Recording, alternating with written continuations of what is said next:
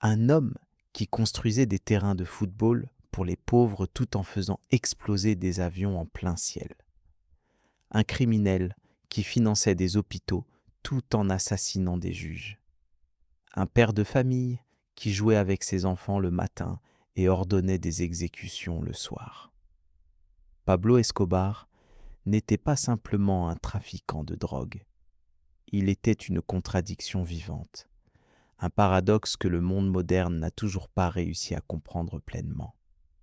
Avant de commencer cette histoire, je vous invite à mettre un like, à vous abonner à la chaîne et à vous installer confortablement pour ce voyage dans les méandres d'un mythe contemporain. Bonne écoute. Comment un homme peut-il devenir simultanément le criminel le plus recherché de la planète et le héros de millions de personnes? Pourquoi des quartiers entiers pleuraient-ils sa mort alors que des nations entières célébrèrent sa chute? Qui était vraiment cet homme qui transformait la cocaïne en argent et l'argent en pouvoir? Que voyait-il lorsqu'il regardait son empire depuis les fenêtres de ses palais clandestins?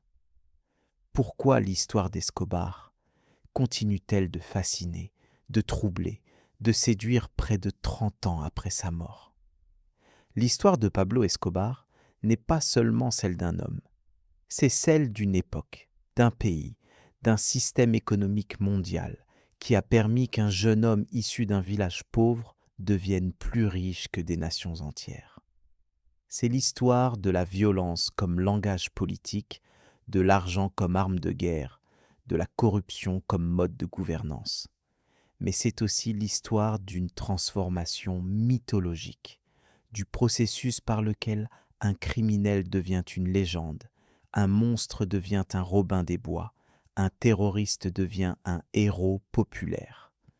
Parce que voilà le véritable mystère d'Escobar. Non pas comment il a construit son empire, mais comment il est devenu immortel dans la mémoire collective. Non pas les tonnes de cocaïne qu'il a exportées, mais les tonnes de récits, de chansons, de séries télévisées qui continuent de raconter son histoire. Il n'a pas seulement conquis un marché, il a conquis l'imaginaire.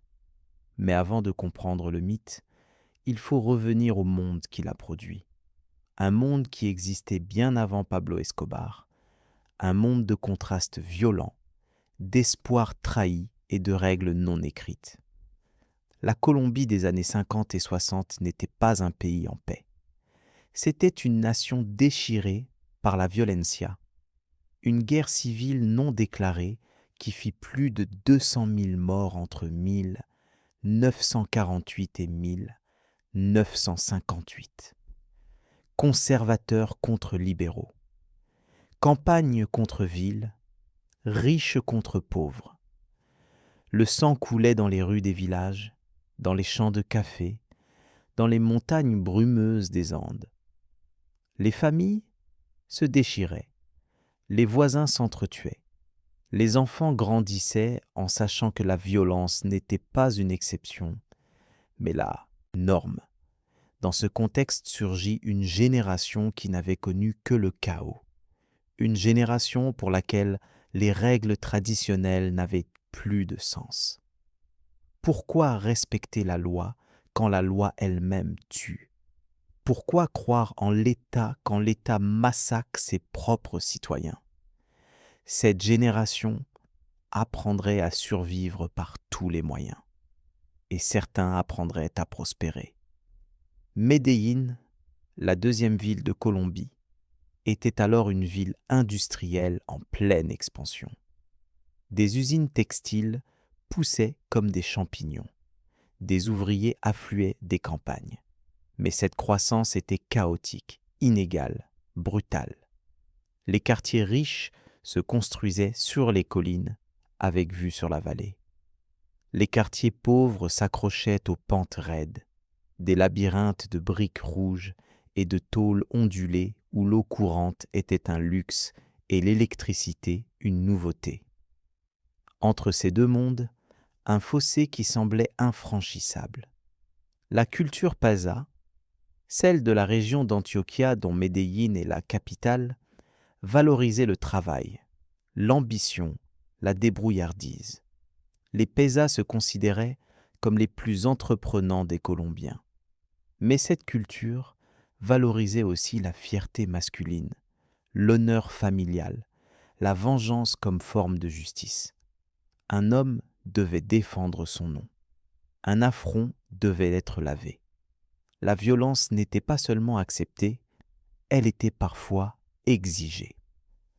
Dans les années 60, Medellín voyait émerger un nouveau type d'entrepreneur. Pas celui des usines ou des plantations de café, mais celui des marges, des zones grises de l'économie. Contrebandiers d'électroménagers, revendeurs de cigarettes américaines, trafiquants d'émeraudes. Ces hommes comprenaient quelque chose que les élites traditionnelles refusaient de voir. Dans un pays où les règles étaient écrites par et pour les riches, enfreindre ces règles n'était pas un crime. C'était une forme de justice sociale. L'odeur des fleurs d'oranger flottait dans l'air de la vallée d'Abura. Le bruit des tramways résonnait dans les rues pavées du centre-ville. Les vendeurs de arepas criaient leurs prix sur les places publiques. Les églises sonnaient les heures avec une régularité mécanique. Medellín vivait au rythme d'une ville qui croyait encore en son avenir, qui pensait que le progrès était inévitable, que la modernité apporterait la prospérité pour tous. Mais dans les quartiers de la périphérie, une autre réalité s'imposait, celle de familles entières entassées dans des pièces uniques, celle d'enfants qui travaillaient au lieu d'aller à l'école, celle de mères qui choisissaient entre nourrir leurs enfants et les soigner, celle de pères humiliés par leur incapacité à subvenir aux besoins de leur famille. Dans ces quartiers, le ressentiment n'était pas un sentiment passager, c'était une condition permanente. Et c'est dans ce monde de contradictions, dans cette Medellín partagée entre espoir et désespoir, entre tradition et chaos, qu'est né Pablo Emilio Escobar Gaviria, le 1er décembre 1949, dans le petit village de Rio Negro, près de Medellín. Son père, Abel de Jesus Escobar, était fermier et gardien.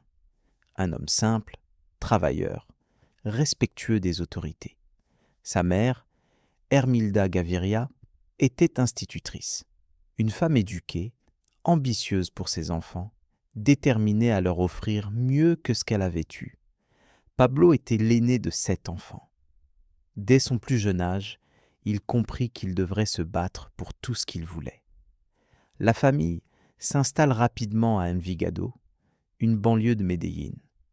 Pas un quartier riche, mais pas non plus le plus pauvre. Une zone intermédiaire où cohabitaient petits commerçants, employés, artisans. Pablo grandit en observant les différences. Il voyait les enfants des familles aisées partir dans leur voiture vers des écoles privées. Il voyait les panneaux publicitaires vantant des produits que sa famille ne pouvait pas acheter. Il voyait les policiers traiter différemment ceux qui portèrent des costumes et ceux qui portaient des sandales usées. À l'école, Pablo était intelligent mais indiscipliné. Il comprenait vite, mais s'ennuyait rapidement. Les professeurs notaient son charisme naturel, sa capacité à rassembler les autres enfants autour de lui, à les convaincre de suivre ses idées. Mais ils notaient aussi son tempérament, ses colères soudaines, son refus de l'autorité arbitraire. Un camarade de classe se souvient. Pablo ne supportait pas l'injustice. Si un professeur punissait quelqu'un sans raison, Pablo protestait, mais il ne supportait pas non plus qu'on le défie. Adolescent, Pablo développe une obsession, l'argent. Pas simplement pour le confort qu'il apporte, mais pour le pouvoir qu'il confère. Il dit à ses proches qu'il sera millionnaire avant 30 ans. Dans le Medellín des années 60, une telle ambition venant d'un jeune d'Envigado semble ridicule. Les chemins vers la richesse sont étroits et bien gardés. Il faut naître dans la bonne famille, fréquenter les bonnes écoles, avoir les bonnes connexions. Mais Pablo voit un autre chemin. Il commence par de petites escroqueries. Il vend de faux diplômes du lycée à des étudiants qui ont échoué. Il vole des pierres tombales dans les cimetières, les ponce pour effacer les noms et les revend. Il propose de garder des voitures et disparaît avec elles. Rien de grandiose, mais ses activités lui apprennent des leçons essentielles. Le système légal n'est pas fait pour les protéger, lui et les siens. Les riches trichent aussi, mais disposent d'avocats pour le faire légalement. La moralité est un luxe des classes aisées. Dans les rues d'Envigado, Pablo forge son réseau. Il s'entoure d'amis d'enfance qui resteront loyaux pendant des décennies. Gustavo Gaviria, son cousin, devient son bras droit. Ensemble, ils rêvent d'empire. Ils parlent de voitures de luxe, de maisons immenses, de respect. Mais surtout, ils parlent de revanche. Revanche contre ceux qui les regardent de haut. Revanche contre un système qui les condamne à la pauvreté. À 19 ans, Pablo rencontre Maria Victoria Henao. Elle a 13 ans. Dans la Colombie conservatrice de l'époque, cela ne choque personne. Ils se marient quelques années plus tard. Maria Victoria vient d'une famille respectable qui désapprouve cette union.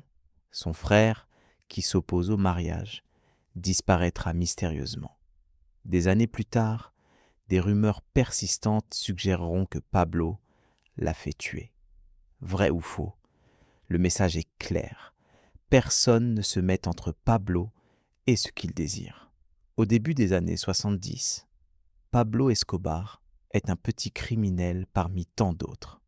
Il kidnappe des hommes d'affaires pour des rançons modestes. Il participe au vol de voitures. Il trempe dans divers trafics. Mais il observe, il apprend, il attend son moment. Et ce moment arrive sous la forme d'une poudre blanche qui va transformer le monde. La cocaïne n'était pas une nouveauté. Les feuilles de coca étaient utilisées depuis des millénaires dans les Andes.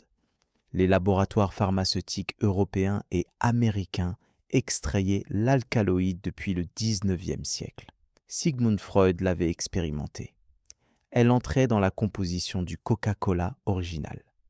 Mais dans les années 70, la cocaïne devient autre chose. Un symbole de statut, une drogue de luxe, le carburant de toute une génération. Aux États-Unis, la cocaïne incarne le glamour, la réussite, l'hédonisme débridé des années disco. Les célébrités en sniffent ouvertement. Les banquiers de Wall Street en consomment pour tenir le rythme.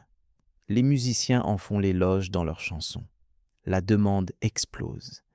Et là où il y a demande, il y a opportunité. Pablo comprend cela plus vite et plus profondément que quiconque. La cocaïne n'est pas simplement un produit illégal, c'est le produit parfait. Petite, légère, facile à transporter, valeur énorme par rapport au poids, demande insatiable, marge bénéficiaire astronomique et surtout, les consommateurs sont riches, éduqués, influents.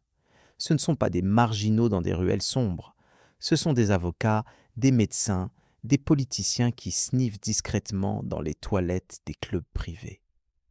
Au début, Pablo n'est qu'un intermédiaire. Il achète de la pâte de coca aux producteurs du sud de la Colombie et la revend aux laboratoires clandestins.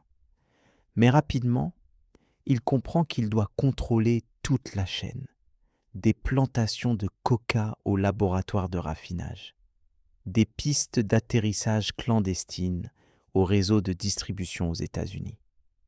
Chaque intermédiaire éliminé augmente les profits. Chaque étape contrôlée réduit les risques. Il s'associe avec d'autres trafiquants de Medellín. Carlos Leder, un colombo-allemand charismatique et instable qui achète une île aux Bahamas pour en faire une plaque tournante du trafic. Les frères Ochoa, issus d'une famille respectable d'éleveurs de chevaux, qui apportent leur connexion dans l'élite sociale. José Rodríguez Gacha, surnommé El Mexicano, spécialiste de la violence et de l'intimidation. Ensemble, ils forment ce qu'on appellera le cartel de Medellín. Mais dès le début, Pablo se distingue. Il n'est pas seulement plus intelligent ou plus impitoyable que les autres. Il est visionnaire. Il comprend que le trafic de drogue ne peut pas rester une activité artisanale. Il faut l'industrialiser, la systématiser, la professionnaliser. Il recrute des chimistes pour améliorer les processus de raffinage. Il embauche des pilotes expérimentés. Il corrompt des douaniers, des policiers, des militaires. Il crée une organisation avec des départements, des hiérarchies, des procédures. Dans les jungles du Magdalena Medio, région sauvage entre Medellín et Bogota, Pablo établit ses premiers grands laboratoires. Des complexes cachés sous la canopée où des dizaines d'ouvriers transforment la pâte de coca en chlorhydrate de cocaïne pure. L'odeur de l'éther flotte dans l'air humide. Le bourdonnement des générateurs électriques résonne jour et nuit. Des avionnettes atterrissent et décollent sur des pistes clandestines taillées dans la forêt. La jungle devient une usine. Les premières cargaisons arrivent en Floride cachées dans des pneus de voiture, dans des doubles fonds de valises avalés par des mules humaines. Puis, les quantités augmentent. Des dizaines de kilos deviennent des centaines deviennent des tonnes. Pablo innove constamment. Il cache la cocaïne dans des exportations légales de fleurs, spécialité colombienne. Il la dissout dans du plastique liquide, façonne des objets, les exporte, puis récupère la drogue par un processus chimique. Il construit des sous-marins artisanaux. L'argent commence à affluer, pas des milliers de dollars, des millions qui deviennent des dizaines de millions. L'organisation d'Escobar transporte tellement d'argent liquide qu'elle perd le compte. On estime que 10% des bénéfices sont perdus chaque année, simplement mangés par des rats ou pourris par l'humidité dans les cachettes. 10% de pertes représentent des millions de dollars. Mais qu'importe, il y en a tellement. Pablo achète des propriétés, d'abord à Medellín, puis dans toute la Colombie. Des appartements, des maisons, des fermes, des terrains. Il paie en liquide, souvent par l'intermédiaire de prête-noms. Il ne sait même pas combien il possède exactement. Ses comptables perdent la trace. À un moment donné, on estimera sa fortune personnelle à 30 milliards de dollars, faisant de lui l'un des hommes les plus riches du monde. Mais Pablo ne veut pas seulement être riche. Il veut être respecté. Il veut que ceux qui le méprisaient autrefois l'admirent. Il veut que les portes fermées des clubs privés s'ouvrent devant lui. Il veut que son nom soit prononcé avec déférence. Et pour cela, il comprend qu'il doit acheter plus que des biens. Il doit acheter de la légitimité. Il commence à construire. Dans les quartiers pauvres de Medellín, là d'où il vient, Pablo finance des centaines de maisons. Le quartier Pablo Escobar, comme on l'appelle, offre des logements décents à des familles qui vivaient dans des taudis. Il construit des terrains de football avec éclairage nocturne, luxe inouï dans ces zones oubliées. Il finance des églises. Il paie des chirurgies pour des enfants malades. Il distribue de l'argent directement aux familles nécessiteuses. Les gens l'adorent. Pour eux, Pablo n'est pas un criminel. C'est un bienfaiteur, un Robin des Bois moderne. L'État les a abandonnés. Les riches les ignorent. L'Église les console avec des promesses d'un paradis futur. Mais Pablo, lui, leur donne des maisons maintenant, des emplois maintenant, de l'espoir maintenant. Qu'importe d'où vient l'argent, qu'importe ce qu'il fait ailleurs. Ici, dans ces quartiers, il est un héros. Cette stratégie est calculée. Pablo comprend que le soutien populaire est une armée invisible. Tant que le peuple le protège, la police ne peut pas l'attraper. Les habitants ne parlent pas. Ils cachent les fugitifs. Ils avertissent quand les autorités approchent. Dans ces quartiers, Pablo est intouchable. Mais il veut plus. Il veut le pouvoir politique. En 1982, Pablo se fait élire suppléant à la Chambre des représentants de Colombie. Il se présente sous la bannière d'un mouvement de renouveau politique, promettant de défendre les pauvres contre les élites corrompues. L'ironie est totale, mais personne ne rit. Ou plutôt, ceux qui rient le font nerveusement, conscients que critiquer Pablo peut être dangereux. Avec son siège parlementaire vient l'immunité judiciaire. Pablo peut maintenant voyager librement, entrer au palais présidentiel, serrer la main des ministres. Il se fait photographier devant le Congrès, souriant, en costume sombre, comme un homme d'État respectable. Il rêve déjà de la présidence. Pourquoi pas? Il a l'argent, il a le soutien populaire, il a l'ambition. Mais son passé le rattrape. Un journaliste courageux, Guillermo Cano, directeur du journal El Espectador, publie une photo de Pablo prise des années auparavant après son arrestation pour trafic de drogue. La photo de son casier judiciaire. Pablo exige que le journal publie un démenti. Le journal refuse. Pablo démissionne du Congrès sous la pression, humilié publiquement. Il n'oubliera jamais cette humiliation. Guillermo Cano paiera de sa vie quelques années plus tard, abattu devant les bureaux de son journal. Cette période marque un tournant. Pablo comprend que le système légal ne l'acceptera jamais complètement, qu'il peut acheter des politiciens, mais pas devenir l'un d'eux. Que pour les élites traditionnelles, il restera toujours un criminel, un parvenu, un trafiquant. Cette réalisation le remplit d'une rage froide. Si le système le rejette, il détruira le système. Au milieu des années 80, l'empire d'Escobar atteint son apogée.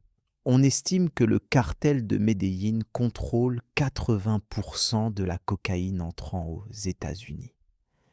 80% d'un marché valant des dizaines de milliards de dollars. Les chiffres sont si astronomiques qu'ils perdent leur sens. Comment imaginer ce que représente 1 milliard de dollars? Pablo lui-même ne peut pas dépenser son argent assez vite. Il possède désormais des centaines de propriétés. Sa résidence principale, Hacienda Napol, est un ranch de 3000 hectares dans la vallée du Magdalena. Aux portes de la propriété, Pablo a installé l'avionnette qui a transporté sa première grande cargaison de cocaïne, monument à sa propre gloire. À l'intérieur, un zoo privé avec des hippopotames importés d'Afrique, des girafes, des éléphants, des autruches, des lacs artificiels, des pistes de course automobile, une collection de voitures anciennes, 6 piscines, des jets privés, des hélicoptères. Les enfants des villages voisins sont invités gratuitement à visiter le zoo. Pablo se promène parmi eux, souriant, distribuant de l'argent. Les médias locaux le photographient avec ses enfants émerveillés. L'image est parfaite. Un homme généreux qui partage sa fortune avec les pauvres. Que ce même homme ordonne quotidiennement des assassinats ne figure pas dans les photos. Car Pablo tue, beaucoup, systématiquement. Il ne tue pas dans des accès de rage, mais par calcul. La violence est un outil de gestion, une méthode de résolution de problèmes. Un employé vole, on le tue. Un concurrent empiète sur le territoire, on le tue. Un politique refuse de se laisser corrompre, on le tue. Un juge menace d'extrader, on le tue. Un policier enquête trop sérieusement, on le tue. Pablo développe une structure paramilitaire. Des centaines, puis des milliers de sicarios, tueurs à gages, principalement des adolescents recrutés dans les quartiers pauvres. Pour ces jeunes, devenir sicario offre un salaire, du statut, de l'excitation. Il gagne plus en une semaine qu'il ne gagnerait en un an dans un travail légal. Si cela signifie tuer, eh bien, la vie est bon marché dans les barrios de Medellín. Les méthodes sont standardisées. 2 jeunes hommes sur une moto. Le passager porte un revolver ou un pistolet mitrailleur. Il s'approche de la cible en plein jour, dans la rue, devant des témoins. Ils tirent à bout portant.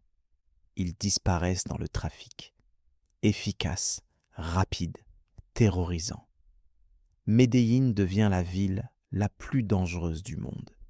Le taux d'homicide atteint des sommets jamais vus. Plus de 6000 meurtres par an dans une ville de 2 millions d'habitants. Mais Pablo maintient son double visage. Le jour, il est le bienfaiteur des architectes pauvres. La nuit, il est le parrain qui commande des exécutions. Cette dualité n'est pas une hypocrisie pour lui. C'est une cohérence. Il protège les siens et détruit ses ennemis. Dans la logique de sa vision du monde, cela a du sens. En 1984, le ministre de la Justice colombien, Rodrigo Lara Bonilla, lance une offensive contre les cartels. Il ordonne des raids sur les laboratoires de cocaïne. Il saisit des avions et des propriétés. Il pousse pour la ratification du traité d'extradition avec les États-Unis. Pour Pablo, l'extradition est une ligne rouge absolue. Être jugé en Colombie signifie pouvoir corrompre ou intimider juges et témoins. Être extradé aux États-Unis signifie une condamnation certaine et une prison d'où il ne pourra pas diriger son empire. Le 30 avril 1984, Rodrigo Lara Bonilla circule dans sa voiture officielle à Bogota. Une moto s'approche, un sicario tire. Le ministre meurt quelques heures plus tard. C'est la première fois qu'un ministre colombien en exercice est assassiné. Le pays est sous le choc. Le président Belisario Betancur, qui avait hésité sur l'extradition, durcit immédiatement sa position. Les extraditions vers les États-Unis commencent. Pablo doit fuir. Il se cache dans la jungle, puis au Panama. Il tente de négocier avec le gouvernement. Il offre de payer la dette nationale de la Colombie. Plusieurs milliards de dollars en échange d'une amnistie. L'offre est rejetée. Il propose de cesser tout trafic de drogue s'il peut rester en Colombie sans être poursuivi. Rejeté. Le gouvernement colombien, sous pression américaine, ne négocie pas avec les terroristes et Pablo est désormais classé comme tel. Pendant cette période d'exil forcé, Pablo réalise qu'il est en guerre, pas seulement avec la police ou la justice, mais avec l'État colombien lui-même. Et dans une guerre, il faut choisir, se rendre ou frapper plus fort. Pablo choisit la seconde option. Il revient en Colombie clandestinement. Il reconstruit son réseau et il lance une campagne de terreur sans précédent. Le message est simple. Tant que l'extradition existera, la Colombie brûlera. Il crée un groupe terroriste, Los Extraditables, dont le slogan est « Nous préférons une tombe en Colombie qu'une cellule aux États-Unis ». Les bombes commencent à exploser dans les centres commerciaux de Bogota, devant les bâtiments gouvernementaux, dans les rues bondées, des dizaines de morts à chaque attentat, des centaines de blessés. La population vit dans la terreur. Sortir faire des courses peut signifier mourir dans une explosion. Les Colombiens comprennent que leur pays est pris en otage. Pablo ne vise pas seulement le gouvernement, il vise aussi ceux qui le critiquent. Les journalistes qui écrivent contre lui sont assassinés. Guillermo Cano en 1986, des dizaines d'autres. Les rédactions reçoivent des menaces. Taisez-vous ou mourrez. Beaucoup choisissent le silence. Certains, héroïquement, continue d'écrire. Les juges sont terrorisés. Être nommé pour juger un cas lié au cartel équivaut à une condamnation à mort. Certains acceptent des potes de vin. D'autres démissionnent. Ceux qui refusent sont tués. Eux et souvent leur famille. Le système judiciaire s'effondre. L'état de droit n'existe plus. En novembre 1985, le groupe de guérilla M-19, financé secrètement par Pablo, prend d'assaut le palais de justice de Bogota. Ils prennent en otage les juges de la Cour suprême. L'armée intervient avec une force brutale. Le bâtiment brûle. Plus de 100 personnes meurent, dont 11 juges de la Cour suprême. Dans le chaos, des dossiers sur l'extradition sont détruits. On soupçonne que c'était l'objectif réel. Les États-Unis intensifient leur pression. Ils offrent des récompenses de millions de dollars pour la capture de Pablo. Ils envoient des agents de la DEA pour assister la police colombienne. Ils fournissent du matériel, des formations, du renseignement. La guerre contre la drogue devient une priorité géopolitique. Mais Pablo dispose d'un atout majeur, le renseignement. Il a des informateurs partout, dans la police, dans l'armée, dans les agences gouvernementales. Il sait souvent où les raids auront lieu avant même qu'ils ne soient lancés. Ces millions corrompent facilement. Un policier gagne peut-être 300 dollars par mois. Pablo offre 10 000 dollars pour une information, 20 000 pour un avertissement, 50 000 pour éliminer un collègue trop zélé. Qui résiste à de telles sommes? En 1989, Pablo franchit une nouvelle ligne. Il fait exploser un avion d'Avianca en plein vol. Le vol 503 qui reliait Bogota à Cali. 110 personnes meurent. L'objectif était d'assassiner un candidat présidentiel qui devait être à bord, mais qui avait annulé son vol au dernier moment. 110 innocents morts pour tenter de tuer une personne. L'horreur est totale. Quelques semaines plus tard, une autre bombe explose devant le bâtiment du DAS, les services de renseignement colombiens, à Bogota. 70 morts, près de 1000 blessés. Le bâtiment est détruit. Le message de Pablo est clair. Personne n'est en sécurité. Il peut frapper n'importe où, n'importe quand. Mais ces attentats marquent aussi le début de la fin. La population colombienne, même celle qui sympathisait avec Pablo, commence à se retourner contre lui. Tuer des politiciens corrompus pouvait se comprendre dans une logique tordue. Tuer des ministres pouvait s'expliquer comme une guerre contre l'État. Mais tuer des innocents dans des avions et des explosions aveugles, c'était du terrorisme pur. Pablo avait franchi la ligne qui le séparait d'un criminel romantique à un monstre. Les élites colombiennes, qui avaient parfois fermé les yeux sur le trafic de drogue tant qu'il n'affectait que les États-Unis, réalisent que Pablo menace l'existence même de la nation. Un groupe secret se forme, Los Pepes, les persécutés par Pablo Escobar. Officiellement, ce sont des victimes du cartel qui se vengent. Officieusement, c'est une alliance entre le cartel de Cali, rival de Medellín, des paramilitaires d'extrême droite et des éléments de la police et de l'armée. Los Pepes adoptent les méthodes de Pablo. Ils torturent et tuent ses associés. Ils incendient ses propriétés. Ils massacrent ses avocats, ses comptables, ses familles. La violence atteint des sommets hallucinants. Medellín devient un champ de bataille. Chaque jour apporte son lot d'exécutions, d'explosions, d'enlèvements. Pablo perd du terrain. Ses principaux lieutenants sont tués ou arrêtés. Gustavo Gaviria, son cousin et bras droit, meurt dans une fusillade avec la police en 1990. Pour Pablo, cette perte est dévastatrice.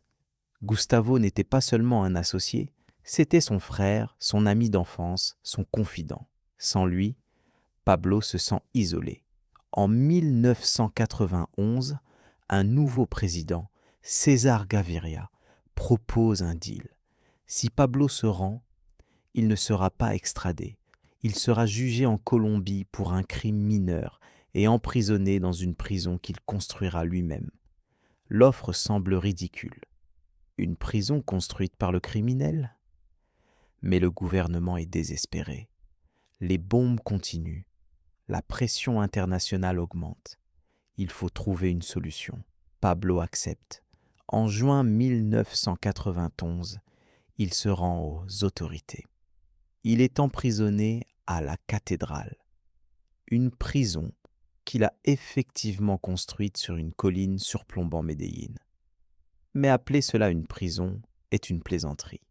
C'est un complexe de luxe avec jacuzzi, bar, terrain de football, chambres spacieuses. Pablo continue de diriger son empire depuis cet endroit. Ses associés viennent le visiter librement. Les prostituées montent pour des fêtes. Les armes circulent. Les gardiens sont payés par Pablo. Pendant un an, cette mascarade continue. Puis, en juillet 1992, le gouvernement apprend que Pablo a torturé et tué 2 de ses anciens associés à l'intérieur même de la cathédrale. Des hommes qu'il soupçonnait de voler. Leurs corps ont été découpés. C'en est trop. Le gouvernement décide de transférer Pablo vers une vraie prison. Mais Pablo a des informateurs. Il est prévenu. Quand les forces de sécurité arrivent pour le transférer, il s'échappe avec ses gardes du corps à travers une brèche dans le périmètre. Le gouvernement colombien est humilié. Le criminel le plus recherché du pays s'est échappé d'une prison qu'il contrôlait. La honte est internationale. Pablo retourne dans la clandestinité. Mais ce n'est plus le Pablo tout-puissant des années 80. Son organisation est décimée. Ses alliés sont morts ou en fuite. Ses propriétés sont saisies ou incendiées. Son argent est bloqué ou volé. Il passe de cachette en cachette dans des appartements minables à Medellín, lui qui possédait des palais. La traque s'intensifie. Un groupe d'élite de la police, le bloc de Busqueda, se consacre exclusivement à sa capture. Ils sont aidés par la DEA américaine qui fournit technologie et renseignements. Des avions espions survolent Medellín, interceptant les communications. Chaque fois que Pablo utilise un téléphone, il triangule sa position. Los Pepes continuent leur campagne de terreur contre l'entourage de Pablo. Ils tuent son avocat, son banquier, ses gardes du corps. Ils menacent sa famille. Maria Victoria et leurs 2 enfants, Juan Pablo et Manuela, doivent fuir la Colombie. Ils tentent de trouver refuge en Allemagne, puis en Angleterre. Partout, ils sont refoulés. Personne ne veut de la famille d'Escobar. Ils finissent par revenir en Colombie, terrifiés. Pablo est isolé, paranoïaque. Il change de cachette chaque nuit. Il ne fait plus confiance à personne. Ses millions ne lui servent plus à rien. Il ne peut pas les utiliser sans révéler sa position. L'homme qui a construit un empire se retrouve piégé, seul, traqué. Il essaie de négocier une nouvelle reddition. Il envoie des messages au gouvernement. Il promet de révéler des secrets d'État, de dénoncer des politiciens corrompus, de livrer d'autres trafiquants. Mais le gouvernement, échaudé par l'épisode de la cathédrale, refuse. Cette fois, c'est l'extradition ou rien, et Pablo ne peut pas accepter cela. Le 2 décembre 1993, Pablo commet une erreur fatale. Il appelle son fils Juan Pablo pour lui souhaiter bon anniversaire. La conversation dure trop longtemps. Les équipes de surveillance localisent le signal. Le bloc de Busqueda converge vers le quartier de Los Olivos à Medellín. Pablo réalise ce qui se passe. Il raccroche précipitamment.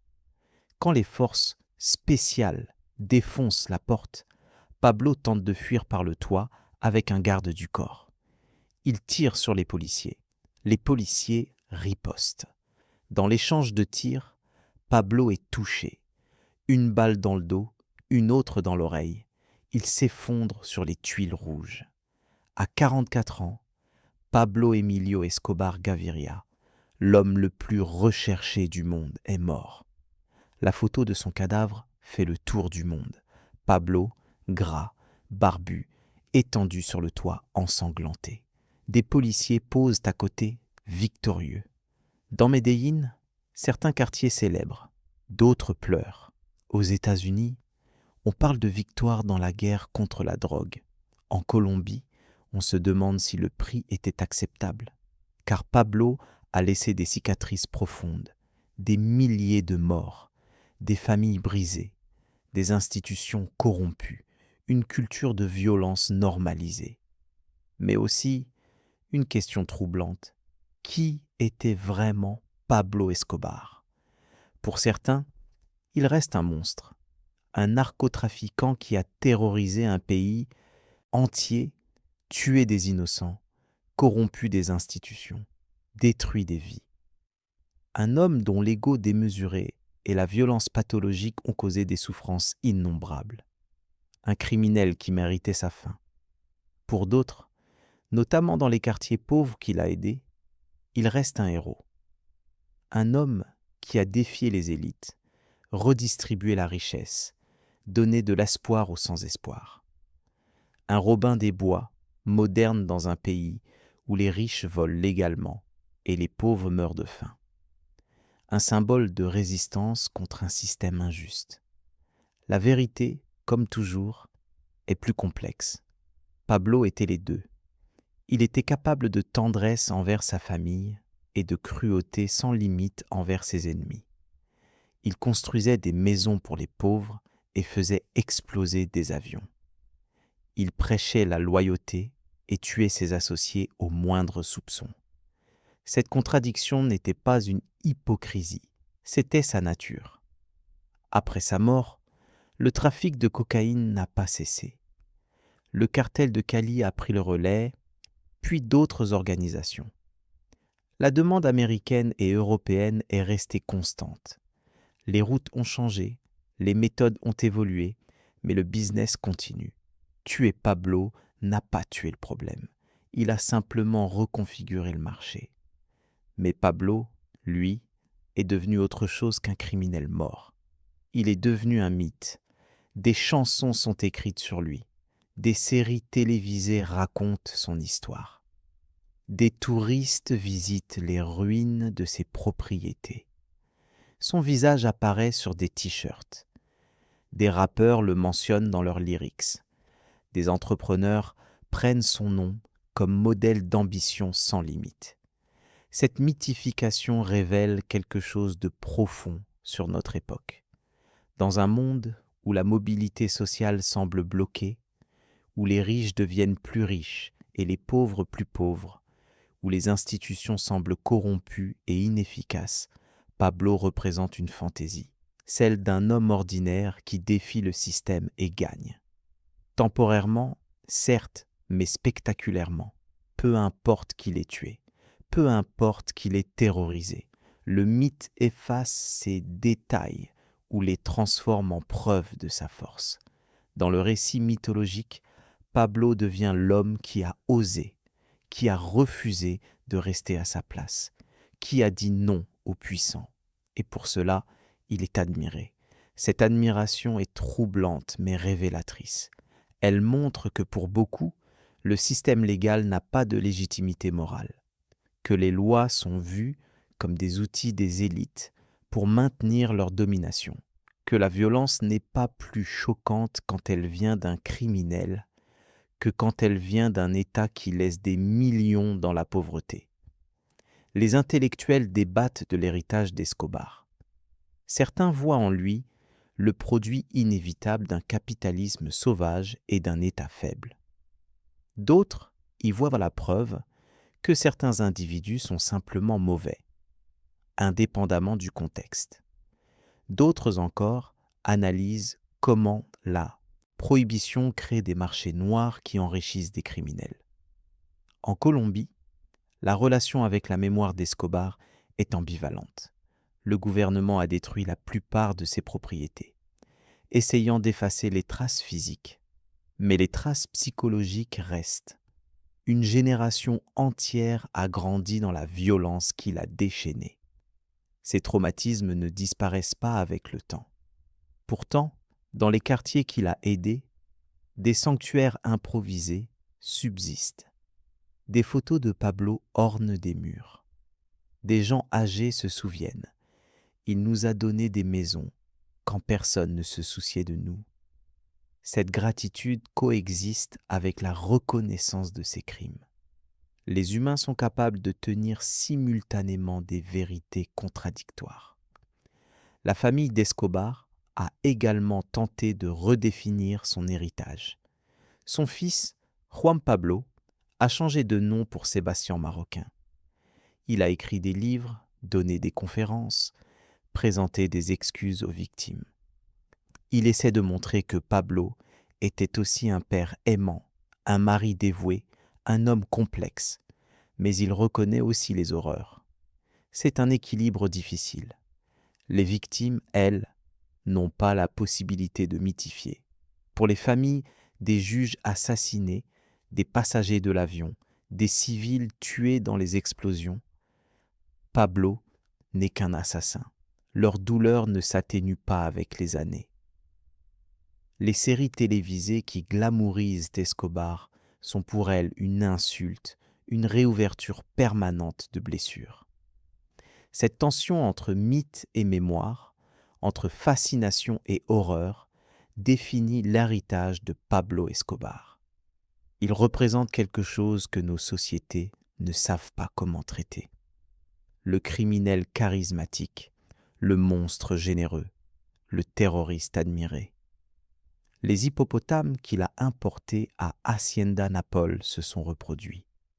Aujourd'hui, des dizaines d'hippopotames vivent dans les rivières colombiennes, une espèce invasive qui n'aurait jamais dû être là. C'est une métaphore parfaite de son héritage. Exotique, dangereux, impossible à éliminer complètement, transformant de façon permanente l'environnement. Dans les favelas d'autres pays d'Amérique latine, on trouve des graffitis « Pablo vit ». Des narcotrafiquants mexicains visitent la tombe comme un pèlerinage.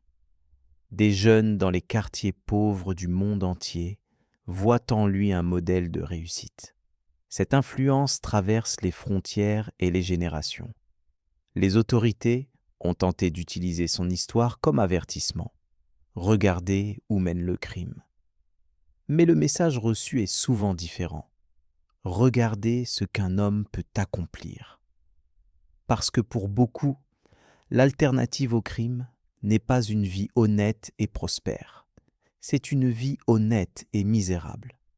Les économistes étudient l'empire d'Escobar comme un cas d'école de gestion entrepreneuriale.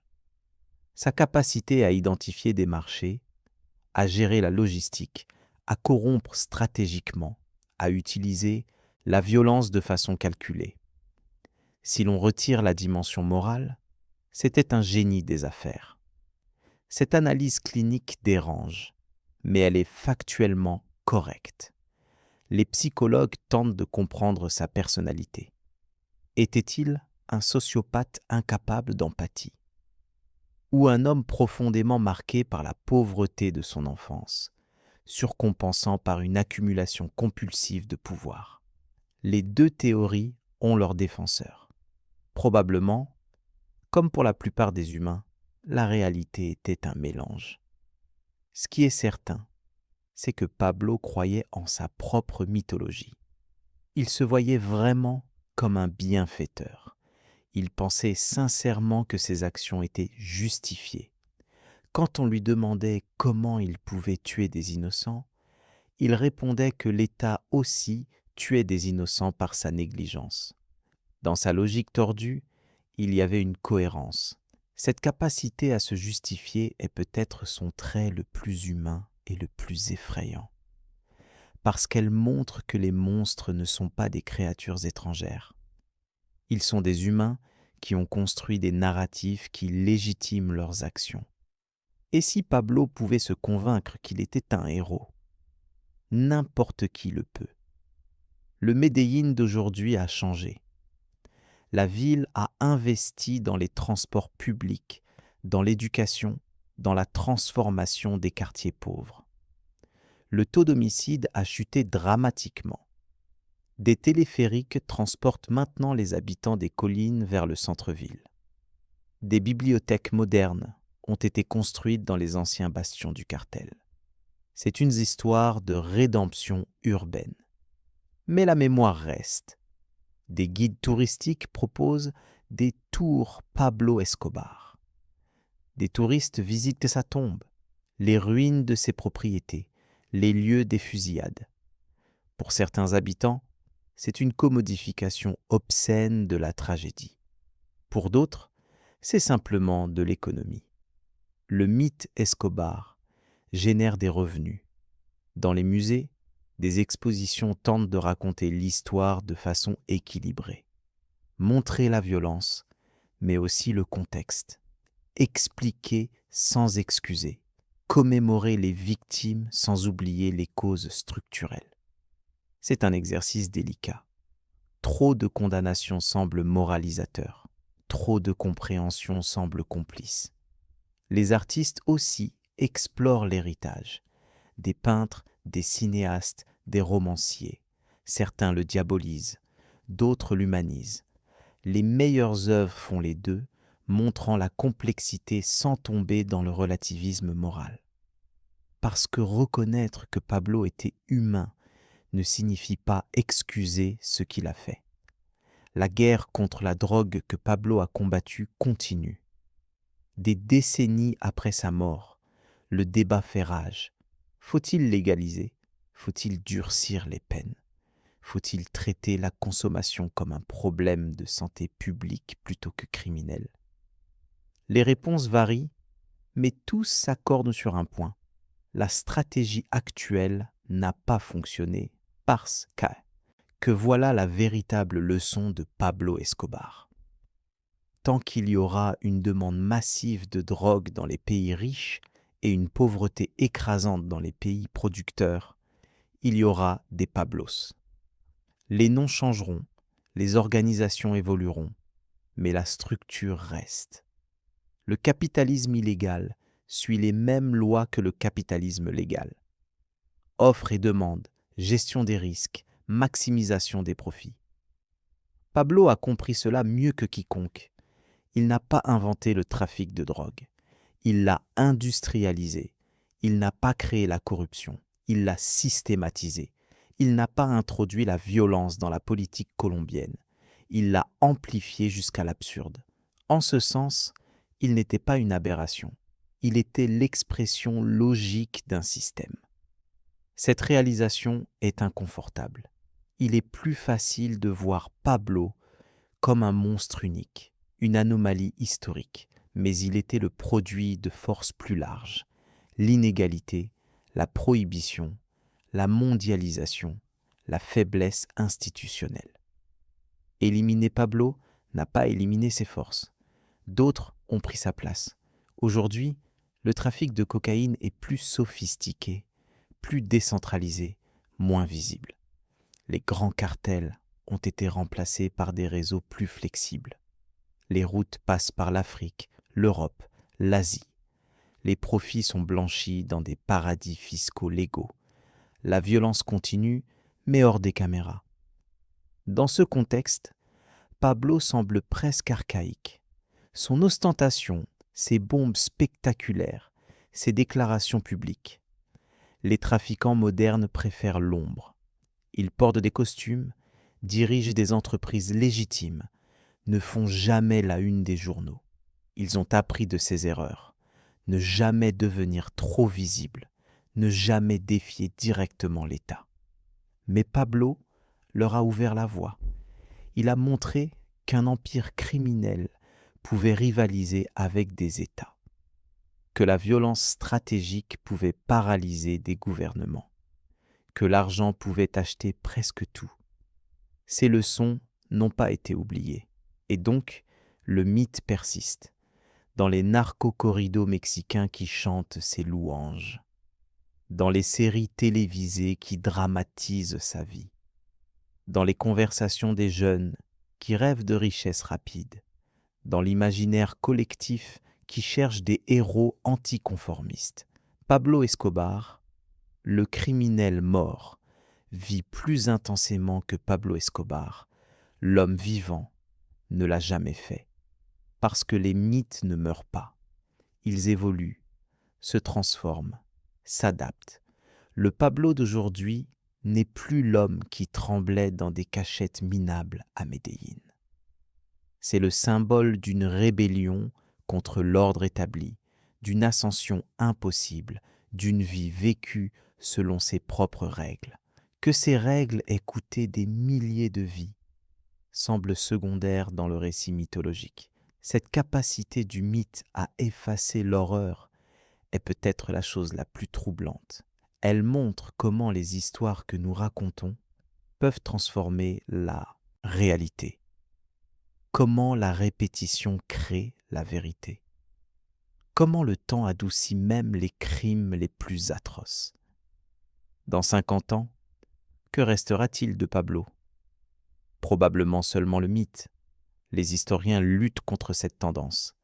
Ils compilent des témoignages de victimes. Ils documentent les atrocités. Ils rappellent les faits. Mais les faits sont ennuyeux comparés aux légendes. Une bombe qui tue 70 personnes est une statistique. Pablo jouant au football avec ses enfants est une image qui reste.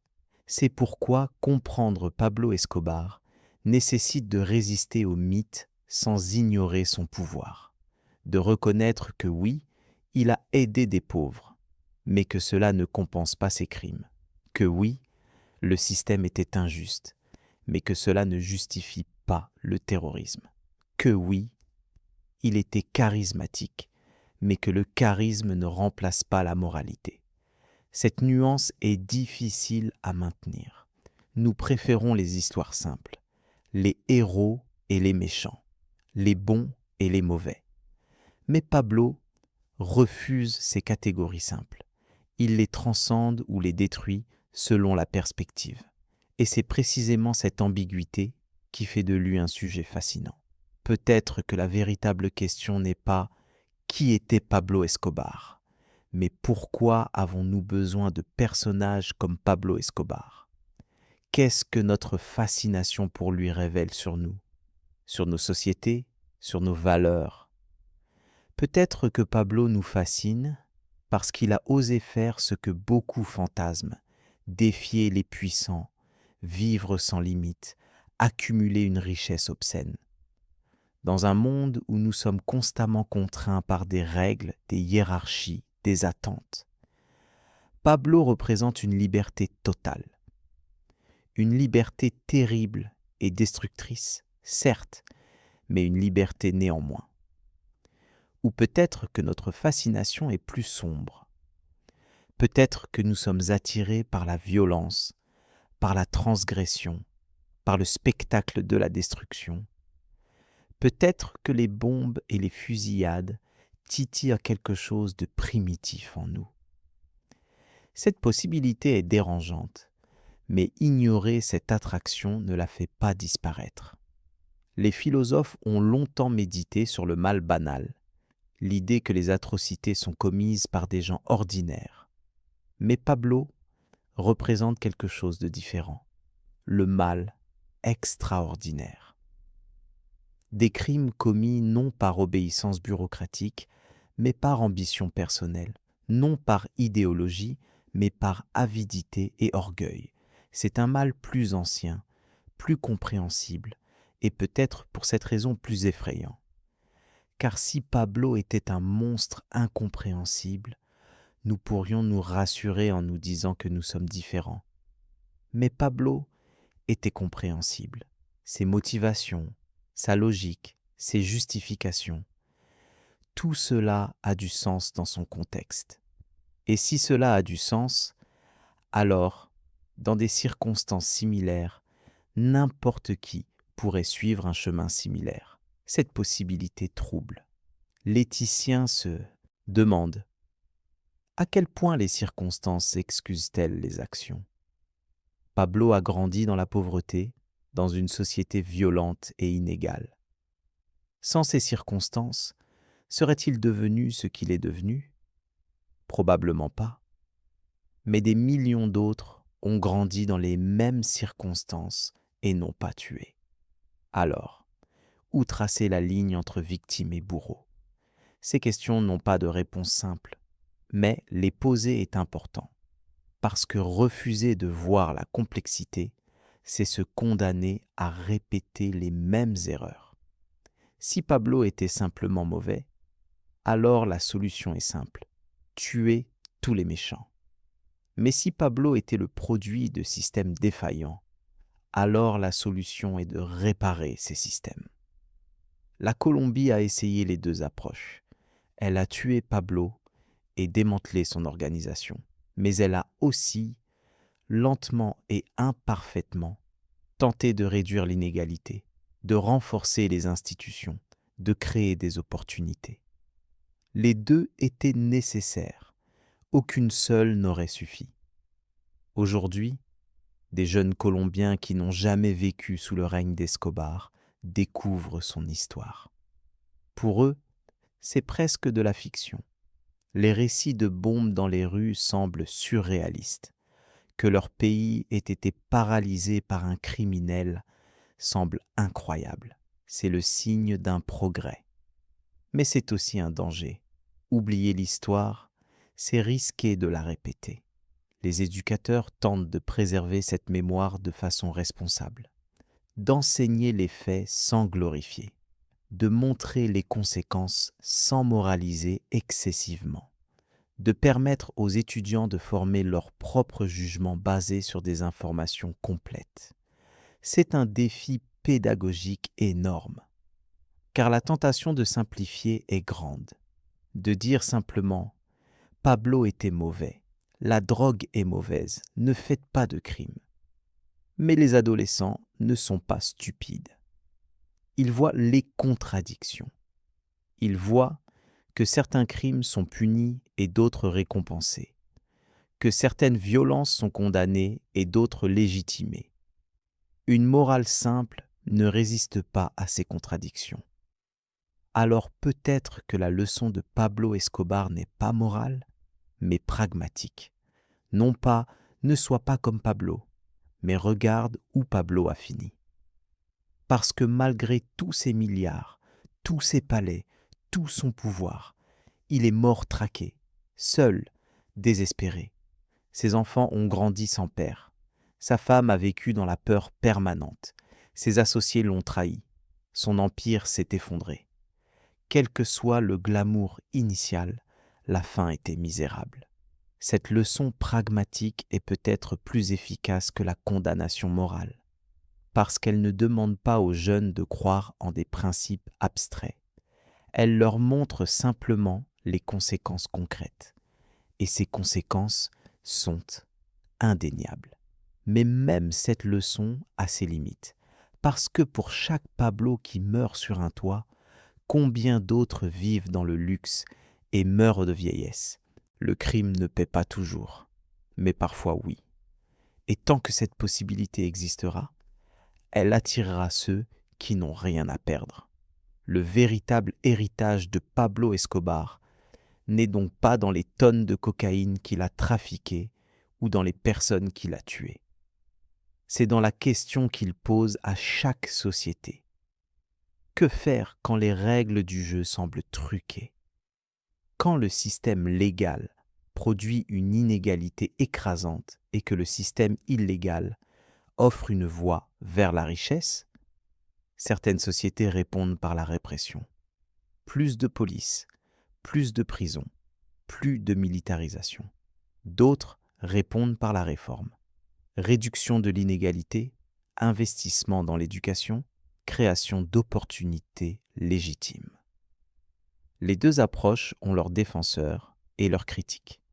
Probablement, comme souvent, la réponse optimale se situe quelque part entre les deux. Mais quelle que soit la stratégie choisie, ignorer la question que Pablo pose est impossible. Il force une confrontation avec les contradictions de nos systèmes, avec l'hypocrisie de nos morales, avec les limites de nos solutions. Et pour cela, aussi inconfortable soit-il, son histoire reste pertinente. Dans les universités, des cours entiers sont consacrés au phénomène Escobar. Pas pour le célébrer, mais pour le comprendre. Les étudiants en criminologie étudient ses méthodes. Les étudiants en commerce analysent sa stratégie. Les étudiants en sciences politiques examinent son impact sur les institutions. Les étudiants en sociologie explorent sa popularité. Chaque discipline trouve quelque chose à apprendre. Cette approche académique désacralise le mythe. Elle transforme Pablo d'un personnage légendaire en un sujet d'étude. C'est une façon de reprendre le contrôle sur le narratif, de dire « nous définirons qui il était », pas les séries télévisées ou les chansons. Mais le mythe résiste à ces tentatives de contrôle, parce que les mythes vivent dans l'imaginaire populaire, pas dans les salles de classe. Ils se transmettent par les histoires racontées dans les rues, par les films regardés le soir, par les conversations entre amis. Et dans ces espaces, le mythe de Pablo continue de croître. Un mythe qui dit « Un homme ordinaire peut devenir extraordinaire. Peu importe ton origine, tu peux devenir puissant. Les règles ne s'appliquent qu'à ceux qui les acceptent. L'audace est récompensée. La loyauté envers les tiens est la seule moralité qui compte. C'est un mythe dangereux, mais puissant. Et donc, près de 30 ans après sa mort sur ce toit de Médellin, Pablo Escobar reste présent, non pas comme un homme, mais comme une idée de rébellion, de transgression, de possibilité. Une idée qui fascine et effraie simultanément. Une idée qui refuse de mourir.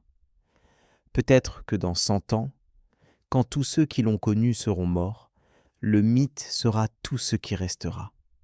Les détails s'estomperont. Les victimes seront oubliées. Seule la légende survivra. Et peut-être que cette légende dira quelque chose de complètement différent de la réalité. C'est la nature des mythes. Ou peut-être que les efforts pour préserver la vérité réussiront. Que les témoignages, les documents, les preuves garantiront qu'on se souviendra de Pablo comme il était vraiment. Ni héros, ni simple monstre, mais un homme complexe dont les actions ont eu des conséquences tragiques. Un homme qui a révélé les failles de son époque et qui, ce faisant, est devenu immortel. Pour l'instant, nous vivons dans le moment intermédiaire, assez proche pour se souvenir de la réalité, assez loin pour voir la mythification en action. C'est une position unique qui offre une opportunité unique, celle de décider consciemment quelle histoire nous voulons raconter sur Pablo Escobar. Voulons-nous raconter l'histoire du criminel romantique qui a défié l'Empire, ou l'histoire du terroriste qui a massacré des innocents, l'histoire de l'entrepreneur visionnaire, ou l'histoire du psychopathe avide de pouvoir, l'histoire du Robin des Bois des pauvres, ou l'histoire du narcissique qui instrumentalisait la pauvreté pour sa propre gloire. La réponse, probablement, est que nous raconterons toutes ces histoires. Parce que Pablo était suffisamment complexe pour supporter des interprétations multiples. Chaque narratif contient une part de vérité. Aucun ne contient la vérité complète. Et dans cette multiplicité réside peut-être la véritable essence de Pablo Escobar. Un homme qui défie les catégories simples. Les anthropologues qui étudient la construction des mythes modernes trouvent en Pablo un cas fascinant. Comment un criminel contemporain devient-il mythique de son vivant? Habituellement, la mythification nécessite du temps, de la distance, mais Pablo est devenu légendaire alors qu'il était encore en vie. Les gens racontaient déjà des histoires exagérées sur lui dans les années 80. Cette mythification instantanée était en partie son œuvre. Pablo comprenait le pouvoir des images et des récits. Il orchestrait sa propre légende, les photos de lui distribuant de l'argent aux pauvres, les histoires de sa générosité, les rumeurs de son invincibilité. Certaines étaient vraies, d'autres amplifiées, d'autres complètement fabriquées. Mais toutes servaient le même but, construire l'image de Pablo Escobar comme plus grand que nature. Les médias ont participé, volontairement ou non, à cette construction. Chaque article sur lui, même critique, ajoutait à sa notoriété. Chaque photo publiée renforçait sa présence dans l'imaginaire collectif. Les tentatives pour le diaboliser ont souvent eu l'effet inverse, le rendant plus fascinant. Parce que les gens aiment les histoires de méchants charismatiques. Cette dynamique continue aujourd'hui. Netflix produit des séries sur lui, des documentaires sont réalisés, des livres sont écrits. Chaque nouvelle représentation prétend révéler la vraie histoire. Mais chacune ajoute simplement une couche supplémentaire au mythe. La vraie histoire, si tant est qu'elle existe, est enterrée sous des décennies de récits contradictoires. Les réalisateurs qui travaillent sur des projets liés à Escobar font face à un dilemme éthique. Comment raconter l'histoire sans glorifier? Comment montrer la violence sans la rendre excitante? Comment représenter Pablo sans tomber dans l'hagiographie ni dans la caricature? Certains réussissent mieux que d'autres, mais tous luttent avec ces questions. Le succès commercial de ces productions pose aussi des questions. Des millions de personnes regardent des séries sur Escobar. Qu'est-ce que cela dit sur nous?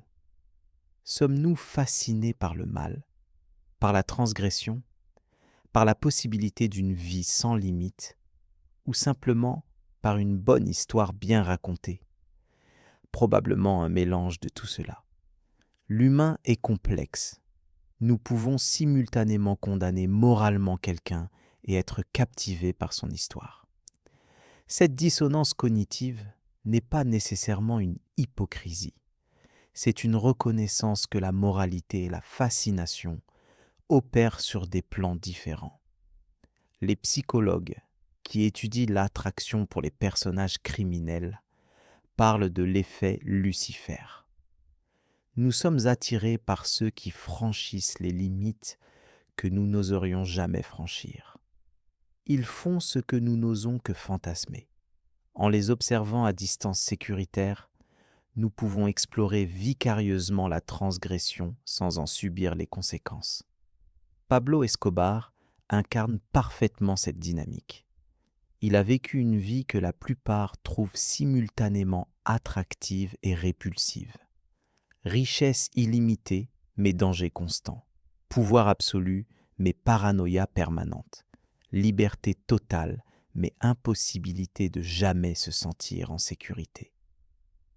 C'est une vie fascinante à observer, mais que peu voudraient vraiment vivre. Cette ambivalence se reflète dans la façon dont différentes générations perçoivent Pablo. Ceux qui ont vécu sous sa terreur le voient comme un monstre. Leurs souvenirs sont viscéraux, traumatiques. Ils se souviennent de la peur de sortir dans la rue, du son des explosions, des funérailles constantes. Pour eux, il n'y a pas d'ambiguïté. Mais ceux qui sont nés après sa mort, qui n'ont connu Pablo que par les récits et les écrans, ont une relation différente. Pour eux, il est déjà un personnage historique, presque fictionnel. Ils peuvent apprécier la dramaturgie de sa vie sans porter le poids émotionnel de ses crimes. Cette distance générationnelle transforme la perception. C'est un phénomène qu'on observe avec de nombreuses figures historiques violentes. Le temps adoucit, transforme, mythifie. Des conquérants brutaux deviennent des héros nationaux. Des révolutionnaires sanguinaires deviennent des symboles de libération. La violence s'estompe, la légende reste. Pablo suit ce schéma prévisible. Mais il y a une différence importante. Pablo n'a pas construit une nation. Il n'a pas libéré un peuple. Il n'a pas transformé une société pour le mieux. Il a construit un empire criminel qui a enrichi quelques-uns et détruit beaucoup. Son héritage positif, les maisons et terrains de football, est infinitésimal comparé aux dégâts causés. Alors pourquoi la mythification ? Peut-être parce que nous ne mythifions pas seulement les héros, nous mythifions aussi les anti-héros. Les figures qui défient les conventions, qui refusent de se conformer, qui choisissent leur propre chemin, même si ce chemin mène à la destruction.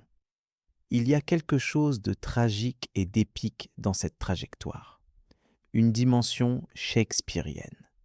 Pablo comme Macbeth, l'ambition qui mène à la chute. Pablo comme Richard III, le méchant charismatique. Pablo comme Faust, l'homme qui vend son âme pour le pouvoir. Ces archétypes littéraires nous aident à comprendre Pablo en le plaçant dans des cadres narratifs familiers. Mais ils simplifient aussi, réduisent, déforment. Car Pablo n'était pas un personnage de fiction. C'était un homme réel, qui a causé des souffrances réelles. Les bombes qu'il a posées ont déchiqueté de vraies personnes. Les balles qu'il a ordonnées ont traversé de vrais corps. Les larmes versées par les familles de ses victimes étaient salées et chaudes. Pas métaphoriques. Cette réalité ne doit jamais être oubliée. C'est le danger du mythe. Il transforme la réalité en abstraction. Les chiffres deviennent des statistiques. Les victimes deviennent des décors. L'horreur devient spectacle.